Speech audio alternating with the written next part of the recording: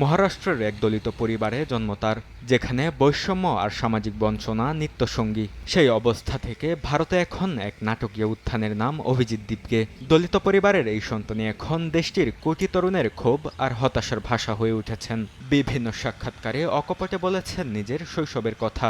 তার আশেপাশে এমন কোনো রোল মডেল ছিল না যাকে দেখে জাতীয় পর্যায়ে নেতৃত্ব দেওয়ার স্বপ্ন দেখা যায়।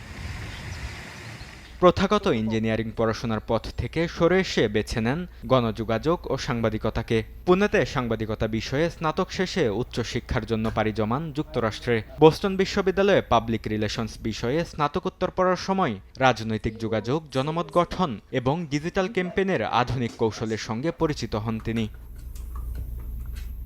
ভারতে থাকাকালীন আম আদমি পার্টির সোশ্যাল মিডিয়া টিমে স্বেচ্ছাসেবক হিসেবেও কাজ করেন দীপকে। সেখান থেকে পান মিম, ব্যঙ্গ এবং ডিজিটাল কন্টেন্ট ব্যবহার করে রাজনৈতিক বার্তা ছড়িয়ে দেওয়ার দক্ষতা। দিল্লি নির্বাচনে দলটির অনলাইন প্রচারণার অংশ হিসেবে কাজ করেন তিনি।